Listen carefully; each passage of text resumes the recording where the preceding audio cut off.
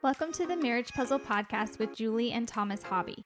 We are marriage coaches who help couples with pain points about money, intimacy, and communication go from being overwhelmed to being secure in their marriage. If this is your first time listening to us, thanks for checking out our podcast.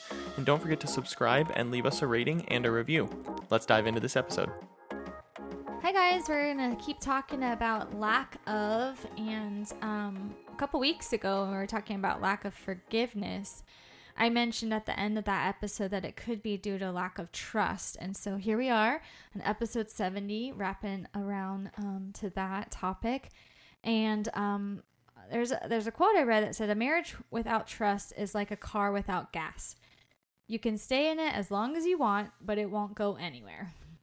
So how important is trust in a marriage? Well, it's important enough to continue this lack of series. I mean, we said we were going to do it only for October, and here we are in November, and we had one more in us. So we figured we might as well go ahead and get this one out there too. So, absolutely. So sometimes when we say that it's only going to be for a certain month, we've still just got some left in us to talk about. We've got to just let it keep rolling. So yeah, we'll give tips on, what might have, if you caused the broken trust, like kind of what to do, and if you were the one betrayed, what to do, and how to move forward, because you need trust. Trust actually is a mutual thing in your marriage. You have to trust each other. It doesn't just work one way or the other.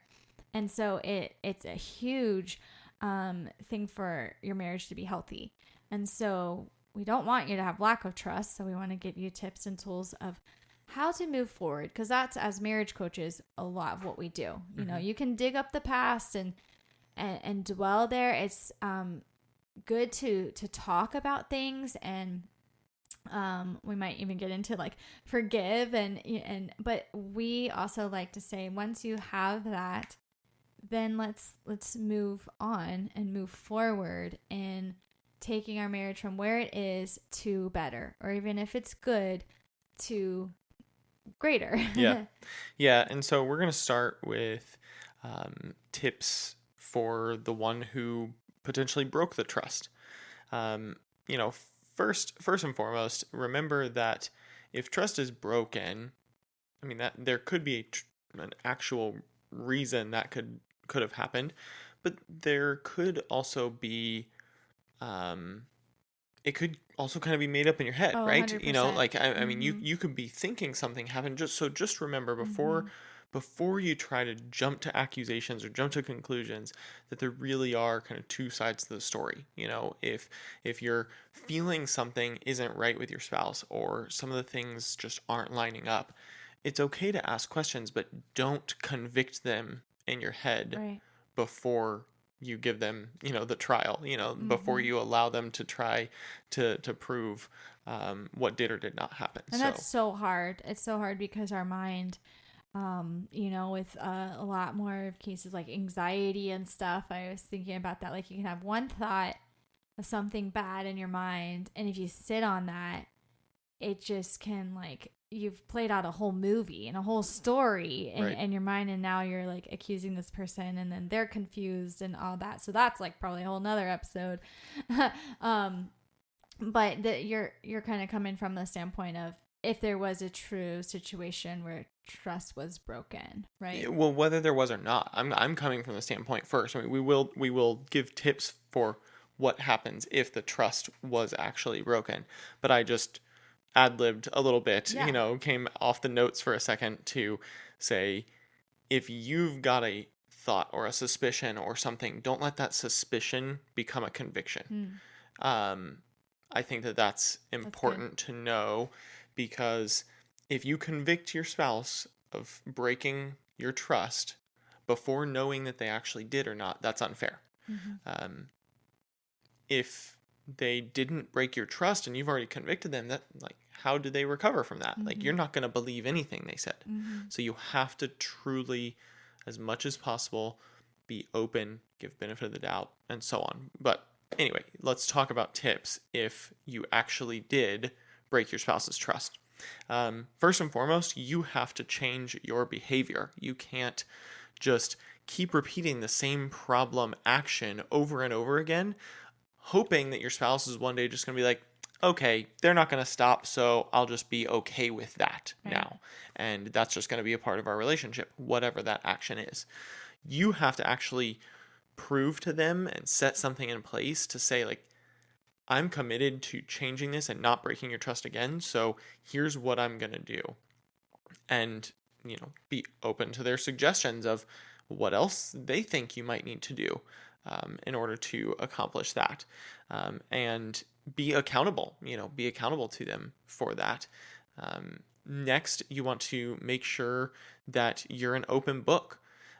If you break your spouse's trust, they're going to have questions as to why would you do that? When did you do that? What happened? How did this come about? And you have to be, in order to even have the opportunity to start rebuilding that trust, you have to be a complete open book in that regard. Because if you start saying things like even just the phrase, I don't know, that's going to make it seem like you're still trying to hide something or deceive them in some way. And that's not going to get you anywhere. That's your car without gas that you mentioned off the top. If you're saying you don't know, it's going to look like you're still trying to hide something. That any momentum you're trying to gain in terms of rebuilding is going to be gone. The next tip kind of plays into that, like own up to it and apologize. So avoid blaming and becoming defensive. So even the, I don't know, I think sometimes the defense, even kind of going back to, what you said of if you're just accusing someone who hasn't truly done an act to break your trust, that's sometimes very easy to become defensive, which then makes you not trust them even more. And so just kind of trying to just be very honest and open. If there, is a truthful accusation, apologize, and don't become defensive where then you're just like trying to justify your behavior. Right. It's a lot better to just kind of admit it and like deal with that and what it was. And the walls can then start coming down because it's like, oh, okay, we get to talk about this instead of this defensiveness that then, it's just kind of this back and forth attack and the walls are going up and up and up. And that's just something that then you're always going to have that lack of trust. Well, perfect. Yeah, absolutely. And we can oftentimes, when we're put in that situation as the spouse that has caused the problem, it can be very easy to, what's our first instinct as humans? To probably try to lie to get out of it, or sidestep it, or point the finger at someone else. It's just getting worse. Adam did that to Eve, right? She's the one who gave me the fruit. I mean, how'd that work out? So, I mean, that's our natural human instinct, is to try and point the finger at someone else. So even if you admit it, or you're caught in this situation as the one who broke the trust, and your spouse is trying to ask you questions, it can be very easy to be like, well, I only did it because you didn't do this. Wow. Well, now, exactly what you said. Now there's, okay, your spouse's defense is up now, and they're getting ready to start firing some things right back at you. And so it's just not going to go anywhere. So avoid getting defensive.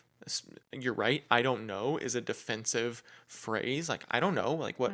Don't worry about it. Yeah, exactly. So it just looks like you're trying to hide something, and avoid that blaming as well. So we've got a few tips, a couple of tips for the one who in the relationship who was betrayed, who had their trust broken, I guess is the right way to say that. If you were the one who were betrayed in the relationship, first and foremost, it's likely that you're going to be angry or upset or frustrated. Those are all valid emotions, so let's get that out of the way now.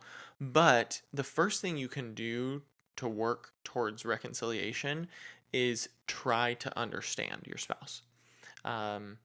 If you let your spouse know when this situation comes up, you first have to let them know, like, you appreciate them telling you, you appreciate them being an open book. Or if you caught them in something, you have to then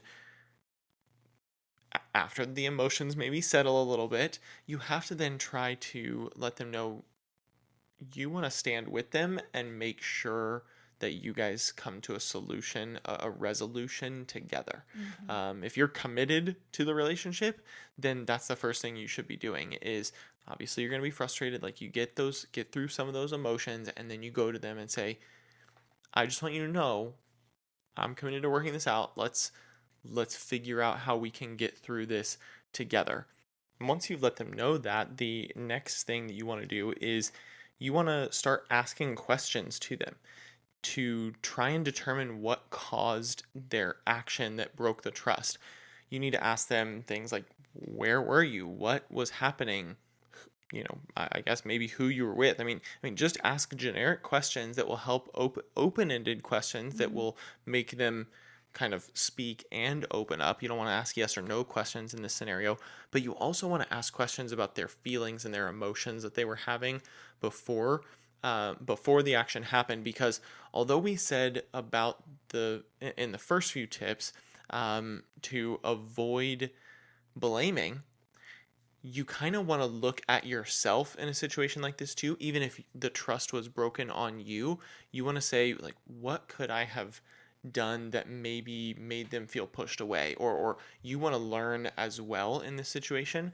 And so it's important to ask what feelings and emotions they were having, because they're already going to be feeling, like they've done something wrong. So if you can come alongside them and try to learn with them, it's going to really help this situation move forward. Yeah, I mean, it's really hard to have that trust broken, and then you're saying, try to understand, because I think our go-to is like, how dare you? Right. I don't understand. I would never do that. But that's where you're saying, if you do as much as you can calmly ask those questions, or both of your guards can come down and have that open and honest conversation of what happened and why, and those feelings. Then in turn, you can share your feelings of how it makes you feel, but you want to be careful to not talk down to your spouse. This is not then becoming a parent-child relationship, right, where you get to be the discipliner, and you did something wrong, so I'm going to tell you, like, you're still peers, you're still equals, and you're still one in this union of marriage. And so if you're having a conversation, like you said, they're probably already feeling guilt and shame. And so it's okay, like I said, to let them know how it makes you feel. But if you're committed to them, you don't want to talk down to them and push them away even more. Right. You really want to show them I don't like this. I'm going to have to figure out we're going to have to figure out how to work through this to move on, but I'm committed to you. And how can you show them that? How can you show you're not saying, okay, it's okay, I trust you, like in that second. But they're probably really, really scared. Yeah. And then it's even scarier to open up and share details or whatever you think you need to know to be able to work through this. And I think that's what a loving, supportive spouse can do in moments like that, is just to come alongside them. Say, like, okay, this happened. I'm still with you, but I want to understand so I can trust you again, or that this won't happen again, because it's valid for you to have those feelings and say, don't do this to me again. But I'm not just like, condoning. Is that the right term? Yeah. Of like I said, just in this, it's not your place, I would say, to discipline them. They're kind of, as adults, going to feel that themselves. If they're committed back to you, they're going to feel that themselves. Absolutely. And one of the things that I loved what you said was, you're still one. And that's kind of what I was trying to iterate in the last point, or illustrate in the last point, was that even if your spouse is the one who broke your trust, you're still one.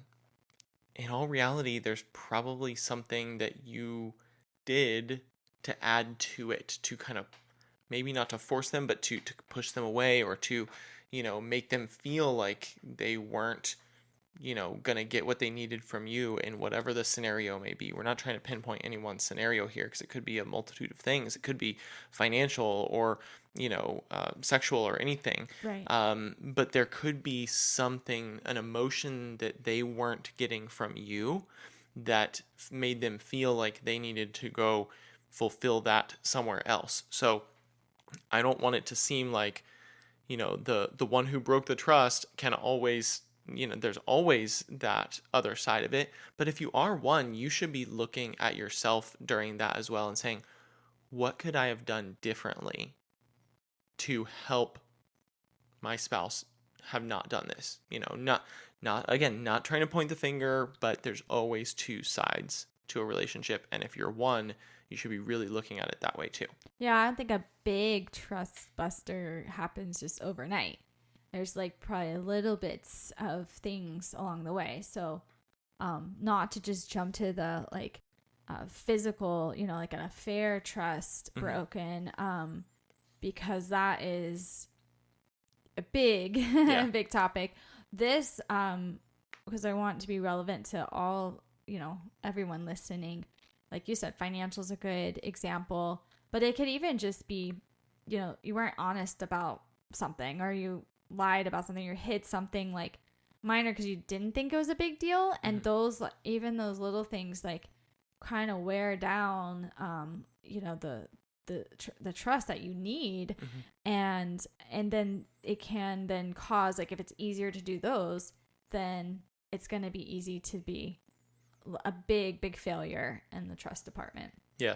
And just a couple little overall tips that we want to leave you with in closing here. First of all, just be forgiving. I don't ever like looking at a relationship from a standpoint of whether it's a marriage, specifically whether it's going to work or not. But bottom line is, whether a marriage ends up breaking down because of some major trust issue, forgiveness is still going to be key for your life and for their life, because you're both going to have to live with that if the marriage falls apart. And being able to forgive will help both of you move on and heal. But if you both are committed to the relationship, it's going to be that much more important, because you have to decide to forgive your spouse if they broke your trust. And if you're the one who broke trust, you have to decide to be forgiven. And if you can't allow yourself to be forgiven, there's something deeper there that you have to work through. And if you can't allow yourself to be forgiven, you're never going to be able to work through it either. Especially if they're trying to forgive you, that's just going to frustrate them. Like, I'm trying to forgive you. You need to let it go now. Like, right. I'm trying to move on. And so it's just going to really keep bringing it up. So a quote that we've heard in the past is, trust is earned in drops, but lost in buckets. And like, wow, what a visual that is. I mean, you're really having to earn that back when over time. Over time. Yeah. I mean, so if you make a decision to forgive, that doesn't mean, like you just said, that doesn't mean it's going to be fixed just like that. The full bucket. You have to, it's going to take time, but committing to it and choosing to forgive or be forgiven is what's key. And the second thing we want to leave you with is, be committed. If you're really committed to the relationship, you should want it to work. No matter what comes up, no matter what kind of trust is broken, if you're truly committed, you should start from a place of wanting it to work out. If you start from that place, then it's a lot easier to get there. And there's not going to be any room for lip service, no more room for lies, period. But, especially around a topic like this. But, you have to be fully, completely open and honest all the way through in order to get that to work. Yeah, we recently started coaching a couple, and a friend of theirs came up to me and said, are you gonna fix them? it was joking, but it's kind of like, well, we're marriage coaches, but our job isn't to fix them and like you're saying, determine if this relationship is going to last or not. But we strive to give tools and tips, but we do that in our coaching where it's the couple, it's the husband and wife. We give them the tools and tips to talk to each other, to work through things like this, to trust each other again. They're doing the fixing, right? Right. But it still goes down to forgiveness, like you said, and commitment. And those are when we know if a couple's gonna last or not, kind of like, especially through our coaching, it's the commitment level. Right. It's who's, showing up, ready to learn because they love their spouse, no matter what they have done or what has been done to them, and can turn it around. And that's what gets us excited. It's like, hey, if you're committed, then we can give you tips and tools to quote unquote fix this. Yeah. But it takes them. No book or podcast or whatever, I'm sorry, is gonna fix your marriage like a magic pill if the commitment's not there, if you're both not in it 100%. Right. And there's no, let's be honest, there's no fixing any marriage. Mm-hmm. It's a constant work, day in, day out. You're always just trying to keep it well oiled and working the best that it can. But if anybody could fix a marriage, it would have been sold out and done by now for everybody in the world. Like, divorce would be eradicated, like all of that stuff. Yeah. So but it's lack not of gonna happen. With the lack of trust, though, when you get through these tips and you choose to forgive and you are still committed, then you just have to also choose to trust again. And you put yourself out Huge. there and you could get hurt again. Yes. But if you just live in the fear of, once betrayed, always going to be hurt, or that, like, then you're never going to be able to trust your spouse again. But how beautiful are the marriages have gone through those hard times and worked through them and chosen to trust again with each other, and they're stronger because of it. Well, and let's go back to that visual about the bucket, right? I mean, I like what you're saying, choosing to trust again. If I heard you correctly, I think you said after you've worked through some of this, choose to trust again. I would even kind of challenge that and say, if you're committed, you're choosing to trust again immediately. However, you're trusting with less in the bucket, right? Some of that trust was poured out, so you're trusting with only what's left, and that trust has to be built back up. So you have to choose to trust with whatever you have left in the tank, and then build it back up again. So I'm not trying to take away what you said. I mean, I think that That's what you're right. What I was saying with, like, don't talk down to your spouse if you're committed to them, and you're saying, I'm still here, and we're gonna get through this. Yeah. And so, but that's just choosing to do that and choosing to not have the lack of trust. It's a daily choice from both parts. So if you want to talk about this more with us, or get those exercises and tips and tools, this topic or other topics, you can jump on a free discovery call with us, and we can go through kind of what we think are your strength and growth areas in your own marriage and relationship. So you can find us at marriagepuzzle.com or on social media, Facebook and Instagram at Marriage Puzzle. And we hope you join us next week for our weekly podcast where together we work on marriage one puzzle piece at a time. See you later. Have a great week.